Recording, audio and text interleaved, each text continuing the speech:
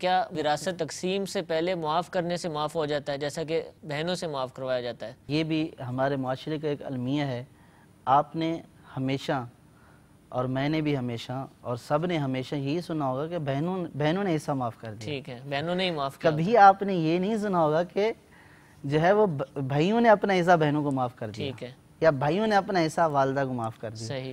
اسی لیے اب جب بھی معافی کی بات آتی ہے بہن کا تو یہ کہ بہنوں نے معاف کر دیا، ٹھیک ہے، والدہ نے معاف کر دیا، ٹھیک ہے، یہ بھی ہمارے ایک معاشرے کا المیہ ہے۔ صحیح۔ اور اس معافی کے اندر ان کی کتنی سسکیاں ہیں، اس معافی کے اندر ان کی کتنی آہیں ہیں، ٹھیک ہے۔ اور وہ معافی کس طرح کی ہوتی ہے، وہ حقیقتاً معافی نہیں ہوتی اگر وہ مطالبہ کرتی ہیں تو وہ بری بن جاتی ہیں، جی، اب وہ ماں کے گھر نہیں آ سکتی اور بھائی بولنا چھوڑ دیتے ہیں۔ معافی اسی طرح ہوتی ہے ٹھیک ہے، کہ ان کو بھی نظر آ رہا ہوتا ہے کہ اگر ہم حصہ طلب کریں گی تو پھر جو آپ فرما رہے ہیں کہ بھائی صاحب کا جو ہے وہ موڈ درست نہیں ہوگا، ٹھیک ہے، اور وہ جو داخلے کی صورت ہوتی ہے ملنے ملانے کی، وہ سلسلہ منقطع ہو جائے گا۔ ٹھیک ہے، بلکہ بعض بے باک تو یہ کہہ بھی دیتے ہیں کہ اب تو آپ نے حصہ لے لیا، اب کیا کرنے آئی ہو۔ صحیح۔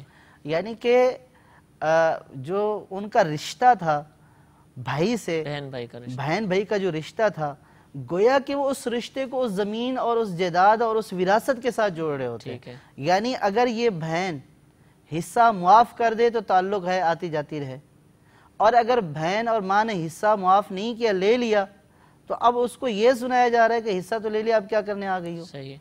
تو یہ تو ایک مطلب انتہائی جو ہے وہ حرص اور انتہائی لالچ کی جو ہے اور بری خصلت کی علامت ہے کہ اس طرح جو ہے وہ سمجھنا۔ تو جہاں تک مسئلے کا تعلق ہے کہ معاف کر دینے سے معاف ہوگا، تو معاف کر دینے سے معاف نہیں ہوگا۔ اچھا۔